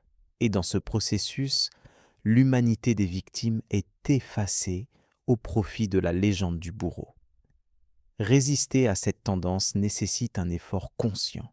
Il faut nommer les victimes, raconter leurs histoires, montrer leur visage, humaniser ceux qui ont été déshumanisés par la violence. C'est un travail que font certains musées, certains documentaires, certains livres. Mais c'est un travail qui ne finit jamais. Parce que pour chaque récit qui centre les victimes, il y en a 10 qui centrent Pablo. La demande pour les histoires de Pablo est immense. La demande pour les histoires de ses victimes est limitée. C'est une réalité commerciale brutale qui reflète nos priorités collectives. Nous préférons les histoires de pouvoir aux histoires de souffrance. Cette préférence n'est pas nécessairement malveillante, c'est humain. Les histoires de souffrance sont difficiles, déprimantes, inconfortables. Les histoires de pouvoir sont excitantes, énergisantes, divertissantes. Nous choisissons naturellement ce qui nous fait sentir quelque chose de positif, ou du moins quelque chose d'intense. Mais ce choix a des conséquences. Il façonne notre mémoire collective. Il détermine ce que nous transmettons aux générations futures. Et si nous transmettons principalement le mythe de Pablo le Puissant plutôt que la réalité de Pablo le Destructeur, nous risquons de produire de futurs Pablos. Car les jeunes qui grandissent en admirant Pablo ne voient pas toujours la fin de l'histoire. Ils voient les palais, les voitures, le respect forcé. Ils ne voient pas la solitude finale, la trahison, la mort misérable. Ou s'ils la voient, ils se disent qu'eux feront mieux, qu'eux ne commettront pas les mêmes erreurs. C'est l'hubris éternel de la jeunesse. Croire qu'on est différent, qu'on est plus malin, qu'on échappera au destin commun. Pablo lui-même pensait probablement cela. Et comme tant d'autres avant et après lui, il a découvert que l'hubris mène toujours à la chute. Mais cette leçon ne s'apprend jamais par procuration. Chaque génération doit la réapprendre. Dans les prisons colombiennes, des jeunes hommes purgent des peines pour trafic de drogue. Beaucoup ont commencé en admirant Pablo, en rêvant de devenir comme lui. Maintenant, ils comprennent la réalité. Des années enfermées, des familles brisées, des opportunités perdues. Mais cette compréhension vient trop tard. Leur vie est déjà déterminée. Certains programmes de réhabilitation utilisent ces prisonniers comme éducateurs. Ils vont dans les écoles raconter leur histoire. Pas la version glamour, mais la réalité. La violence constante, la paranoïa, l'impossibilité de faire confiance à quiconque, la perte de toute normalité. Ces témoignages sont puissants parce qu'authentiques. Mais atteignent-ils ceux qui en ont le plus besoin? Probablement pas assez, parce que ceux qui sont le plus à risque de suivre le chemin criminel sont souvent ceux qui ont déjà abandonné l'espoir d'une alternative. Quand tu vois ton père travailler 60 heures par semaine et à peine nourrir la famille, quand tu vois ton frère aîné abattu pour $20, quand tu vois que les seules personnes respectées dans ton quartier sont les criminels, les discours sur la moralité semblent vides. C'est le contexte que Pablo exploitait et que ses héritiers continuent d'exploiter. La désespérance crée des opportunités pour ceux qui offrent une alternative, même si cette alternative est destructrice. Et tant que ce désespoir existera, il y aura des Pablos pour en profiter. Alors peut-être que la vraie leçon de Pablo Escobar n'est pas sur Pablo du tout. C'est sur les sociétés qui produisent des Pablos, sur les systèmes économiques qui créent une inégalité si massive qu'elle rend le crime rationnel, sur les structures politiques si corrompues que le trafiquant et le politicien sont indistinguables, sur les cultures qui valorisent l'argent et le pouvoir au-dessus de tout. Pablo n'a pas créé ces systèmes. Il les a simplement exploités avec un génie particulier. Il a vu les failles et les a transformées en opportunités. Il a compris que dans un monde où tout est à vendre, celui qui a le plus d'argent gagne. Et il s'est donné pour mission d'avoir le plus d'argent. Cette mission l'a consumé. Vers la fin de sa vie, Pablo ne pouvait plus profiter de sa richesse. Il se cachait dans des appartements minables, mangeant de la nourriture bon marché, changeant de cachette chaque nuit. Tout son argent, tout son pouvoir ne pouvait plus acheter ce dont il avait vraiment besoin. La sécurité, la paix, la possibilité de vivre normalement. Cette ironie est la tragédie finale de Pablo Escobar. Il a passé sa vie à accumuler du pouvoir pour échapper à l'impuissance de sa jeunesse. Mais ce pouvoir l'a enfermé dans une prison encore plus contraignante que la pauvreté qu'il fuyait. Il est devenu prisonnier de son propre empire, incapable d'en sortir, condamné à continuer jusqu'à la mort. Aurait-il pu faire différemment? À quel moment a-t-il franchi le point de non-retour? Quand il a vendu sa première cargaison de cocaïne? Quand il a ordonné son premier meurtre? Quand il a déclaré la guerre à l'État? Ou était-il déjà trop tard dès le début, son chemin déterminé par des forces qu'il ne contrôlait pas? Ce sont des questions sans réponse définitive. Mais ce sont des questions importantes parce qu'elles touchent au libre arbitre, à la responsabilité, à la possibilité du changement. Si Pablo n'avait pas de choix, alors il était une victime autant qu'un bourreau. Mais s'il avait des choix et a choisi le mal, alors il mérite la condamnation morale qu'il reçoit. Probablement, comme pour la plupart des humains, la réalité se situe entre les deux. Pablo avait des choix, mais des choix contraints. Il pouvait choisir comment répondre à sa situation, mais pas la situation elle-même. Il était responsable de ses actions mais pas des circonstances qui les rendaient tentantes. Cette nuance n'excuse rien, mais elle contextualise. Et ce contexte est crucial pour éviter de futurs Pablos. Si on voit Pablo comme simplement mauvais, la solution est simple: identifier et éliminer les mauvais. Mais si on voit Pablo comme le produit de conditions spécifiques, la solution est de changer ces conditions. La première approche est plus simple mais inefficace. La deuxième est complexe mais potentiellement transformative. La Colombie a tenté, imparfaitement, la deuxième approche. Après des décennies de violence, le pays a investi dans l'éducation, dans l'infrastructure des quartiers pauvres, dans la création d'opportunités économiques légitimes. Les résultats sont mitigés mais réels. Medellín est transformé.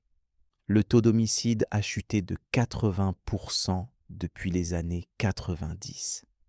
Mais la violence n'a pas disparu. Elle s'est déplacée vers d'autres régions, d'autres formes. Les groupes armés illégaux continuent d'exister. Le trafic de drogue persiste. La corruption demeure endémique. Transformer une société nécessite des générations, pas des années. Les changements sont lents, fragiles, réversibles. Et pendant ce temps, le mythe de Pablo continue de croître. Des films hollywoodiens le représentent. Des rappeurs américains le mentionnent.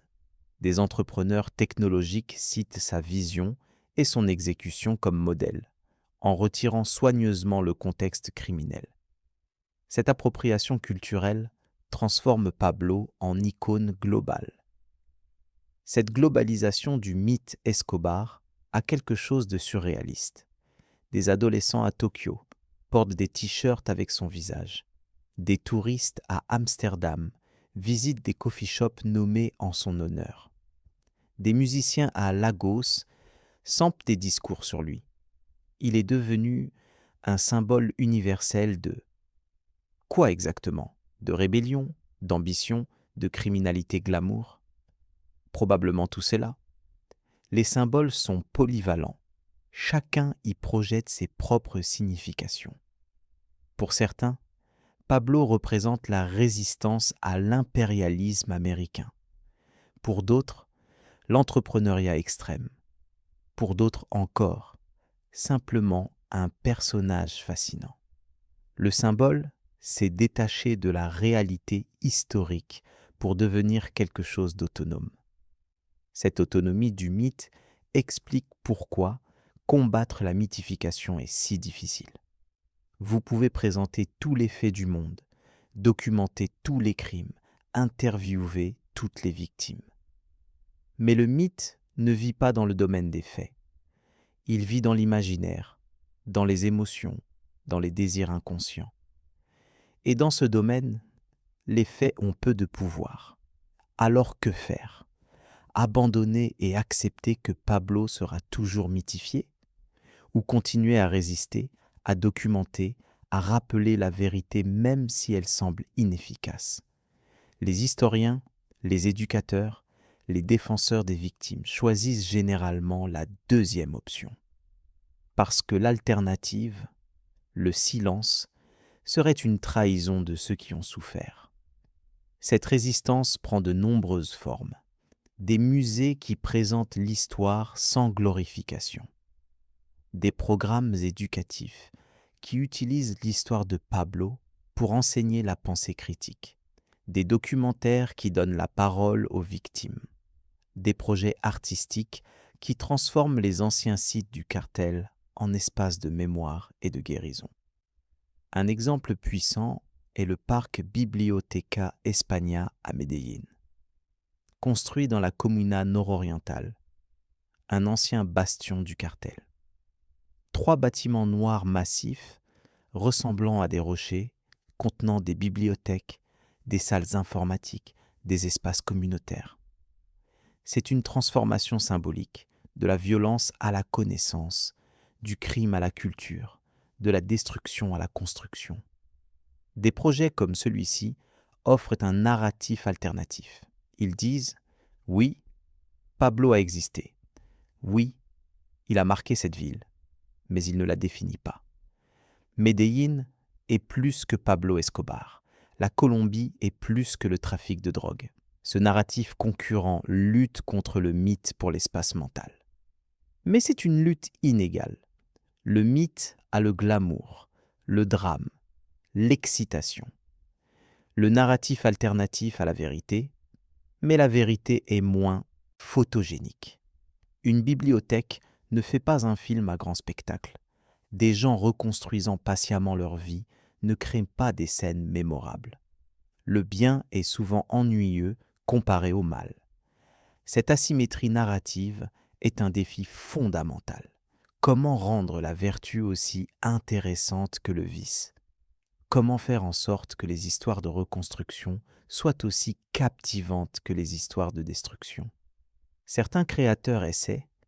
Ils racontent des histoires de survivants qui reconstruisent, de communautés qui résistent, de héros ordinaires qui choisissent le bien dans des circonstances difficiles. Ces histoires existent, mais elles sont moins visibles. Elles ne deviennent pas des séries Netflix. Elles ne génèrent pas de millions de vues sur YouTube. Elles circulent dans des circuits plus restreints. Festivals de documentaires, programmes éducatifs, organisations communautaires. Leur impact est réel, mais moins mesurable. Et pourtant, cet impact s'accumule. Lentement, patiemment, il construit un contre-narratif. Il plante des graines qui mettront des années à germer. Il change des esprits un par un plutôt que par millions. C'est un travail de fourmi face au déluge du mythe, mais c'est un travail nécessaire, parce que les sociétés se construisent sur les histoires qu'elles se racontent. Si l'histoire dominante sur Pablo Escobar est celle du criminel admiré, cela normalise la criminalité. Mais si l'histoire dominante est celle de la tragédie collective et de la reconstruction, cela renforce d'autres valeurs. Les narratifs façonnent la réalité autant qu'ils la reflètent. Dans ce contexte, chaque personne qui raconte l'histoire de Pablo participe à cette bataille narrative. Les professeurs qui l'enseignent, les parents qui en discutent avec leurs enfants, les créateurs qui le représentent. Chacun fait un choix sur comment cadrer l'histoire. Et ces choix cumulés déterminent quelle version de Pablo survivra. Pour l'instant, les versions multiples coexistent. Le Pablo monstre et le Pablo héros. Le Pablo victime du système et le Pablo architecte de sa propre destruction.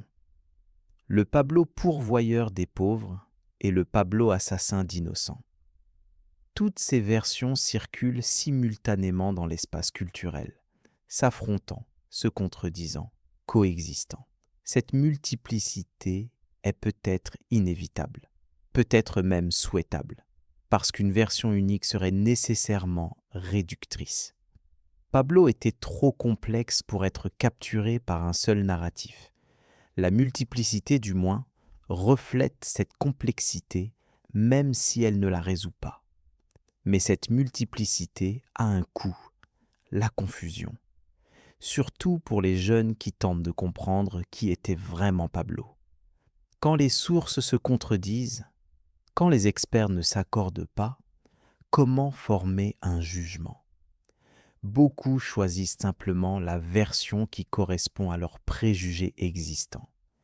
Ce n'est pas de la pensée critique, c'est de la confirmation de biais. Enseigner une pensée critique authentique sur Pablo Escobar nécessite donc plus que présenter des faits. Cela nécessite enseigner comment évaluer des sources, comment reconnaître des biais, comment tenir ensemble des vérités contradictoires, comment former des jugements nuancés face à l'ambiguïté. Ce sont des compétences complexes, difficiles à enseigner et à apprendre. Mais ce sont aussi des compétences essentielles, pas seulement pour comprendre Pablo, mais pour naviguer dans le monde moderne. Un monde rempli d'informations contradictoires, de narratifs concurrents, de vérités partielles. Pablo devient alors un cas d'étude pour des compétences plus larges. Sa complexité devient pédagogique. Vu sous cet angle, Pablo Escobar offre paradoxalement une opportunité, non pas malgré sa complexité, mais à cause d'elle. Il force une confrontation avec l'ambiguïté morale, avec les limites de nos catégories, avec les dangers de la simplification. Il est un test de notre capacité collective à penser de façon nuancée. Et c'est peut-être ça, finalement, l'héritage le plus important de Pablo Escobar. Non pas les maisons qu'il a construites ou les bombes qu'il a posées, non pas l'argent qu'il a accumulé ou les vies qu'il a détruites, mais la question qu'il continue de poser. Comment jugeons-nous? Sur quels critères? Avec quelle cohérence? Avec quelle compassion? Ces questions ne sont pas abstraites, elles ont des implications concrètes. Comment traitons-nous les criminels? Comment comprenons-nous la causalité de la criminalité? Comment équilibrons-nous justice et miséricorde? Comment prévenons-nous de futures violences? Les réponses à ces questions façonnent nos systèmes judiciaires, nos politiques sociales, nos valeurs collectives. Pablo Escobar, dans toute sa complexité troublante, nous oblige à affronter ces questions. Il refuse les réponses faciles. Il déstabilise les certitudes morales. Il révèle les contradictions dans nos propres valeurs. Et en faisant cela, il devient un miroir dans lequel nous voyons non seulement lui, mais nous-mêmes. Que voyons-nous dans ce miroir? Cela dépend de qui regarde. Certains voient la preuve que les humains sont fondamentalement mauvais, que sans contraintes strictes, nous tombons dans la barbarie. D'autres voient la preuve que les systèmes injustes produisent des résultats injustes, que la violence sociale engendre la violence individuelle. D'autres encore voient simplement une histoire fascinante, sans chercher de leçons plus profondes. Aucune de ces lectures n'est complètement fausse. Aucune n'est complètement vraie. Pablo contient des multitudes. Il valide simultanément des théories contradictoires sur la nature humaine, sur la société, sur la moralité. C'est cette capacité à être multiple qui le rend si durable comme sujet de fascination. Dans 50 ans, qu'est-ce que les gens penseront quand ils entendront le nom Pablo Escobar? Sera-t-il une note de bas de page historique, un criminel parmi tant d'autres? Ou sera-t-il une figure légendaire, comme Al Capone ou Billy the Kid? Ou quelque chose entre les deux? Difficile à prédire. Les réputations historiques sont volatiles. Des figures autrefois admirées sont maintenant condamnées. Des figures autrefois condamnées sont parfois réhabilitées. L'histoire est constamment réécrite en fonction des préoccupations contemporaines. Pablo sera jugé par les valeurs du futur, pas seulement celles du passé. Mais une chose semble certaine, il ne sera pas oublié. Son histoire est trop dramatique, trop riche en tensions narratives, trop emblématique de son époque. Même si les détails s'estompent, la structure de base survivra. L'homme pauvre qui devient incroyablement riche, qui défie les puissants, qui règne brièvement, puis tombe. C'est une structure narrative éternelle. Et peut-être que c'est suffisant. Peut-être que le travail de ceux qui veulent préserver la vérité n'est pas d'empêcher la mythification, ce qui est probablement impossible, mais de garder vivante la complexité.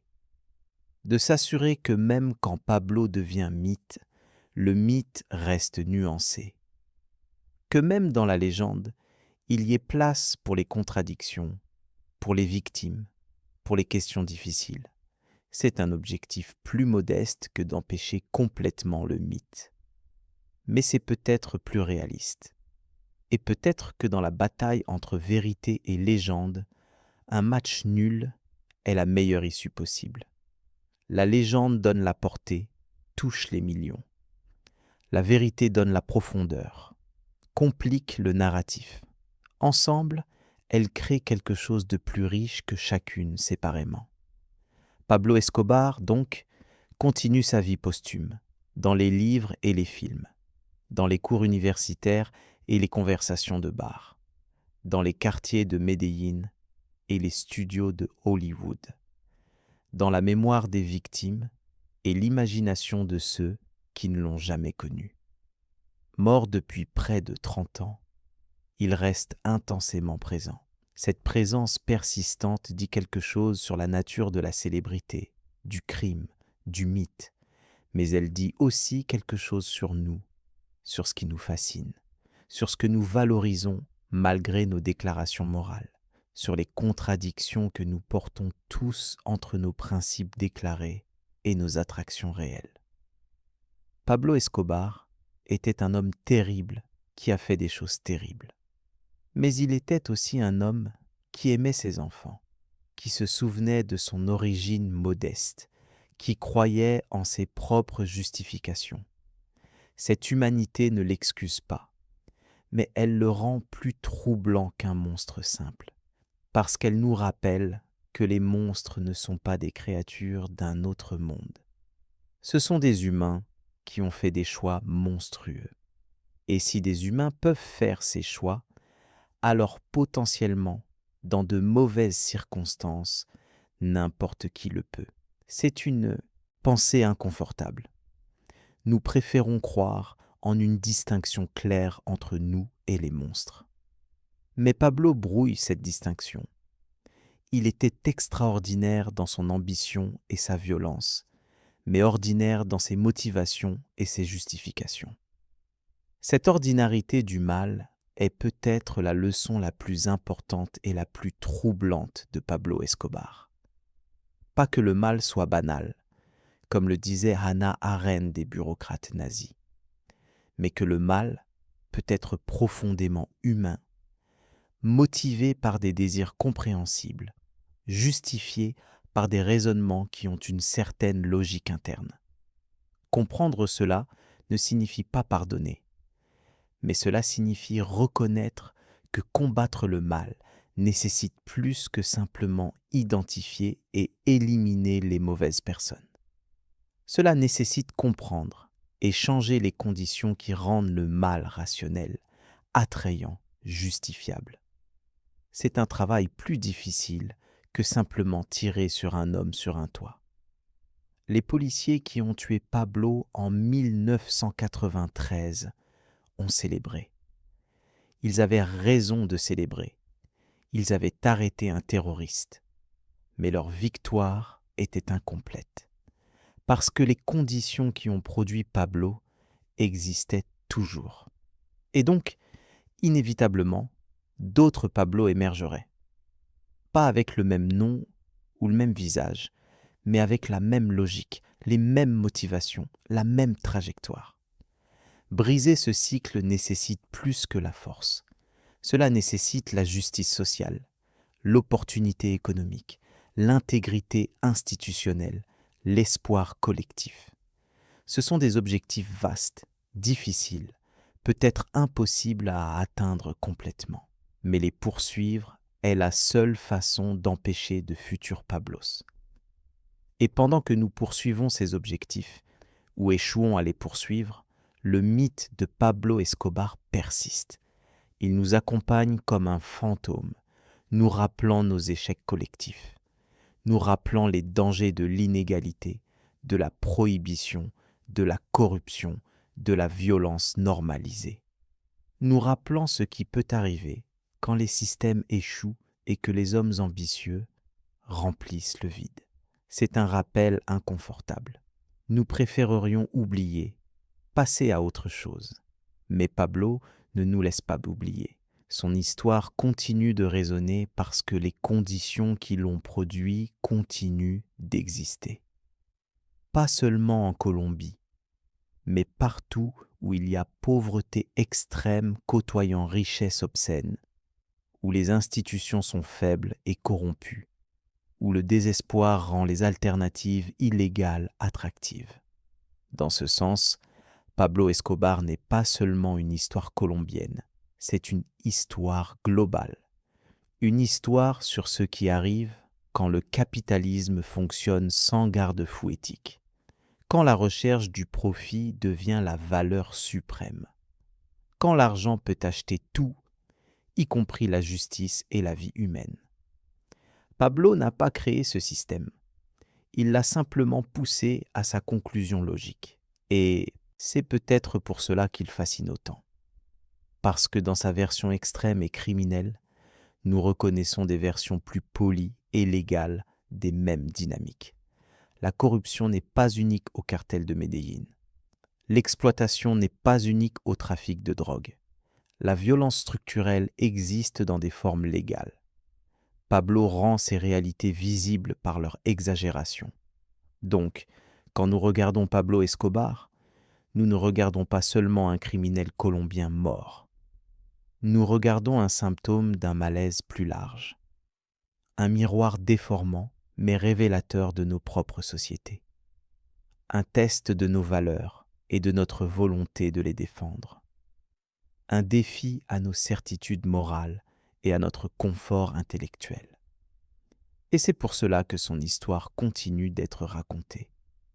Non pas parce que nous l'admirons, bien que certains le fassent, non pas parce que nous le haïssons, bien que beaucoup le haïssent, mais parce qu'il nous intrigue, nous trouble, nous questionne, parce qu'il refuse d'être simple, parce qu'il incarne des contradictions que nous ne savons pas résoudre.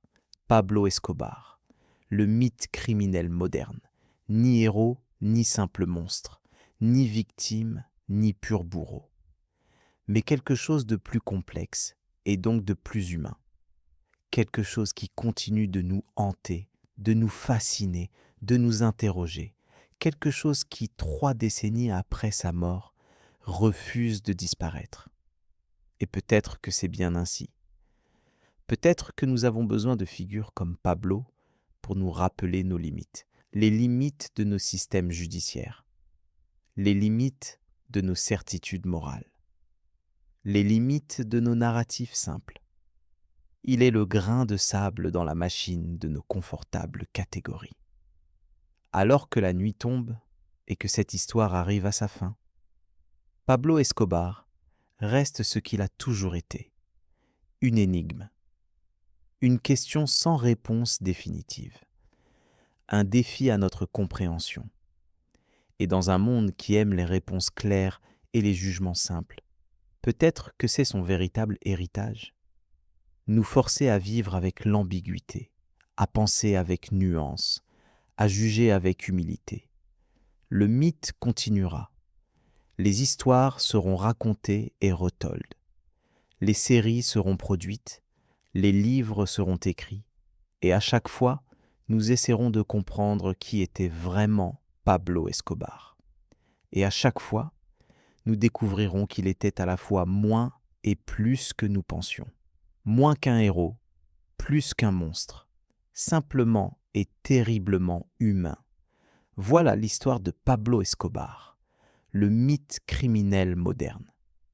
Une histoire qui commence dans la pauvreté et se termine sur un toit ensanglanté. Une histoire de violence et de générosité, d'ambition et de destruction, de pouvoir et d'impuissance. Une histoire qui ne finit jamais vraiment, parce que les questions qu'elle pose restent sans réponse. Et maintenant, alors que cette longue nuit de récits touche à sa fin, je vous invite à proposer vos idées pour de nouvelles histoires dans les commentaires. Abonnez-vous à la chaîne et n'oubliez pas de liker cette vidéo. Bonne nuit et que vos rêves soient plus paisibles que la vie de Pablo Escobar.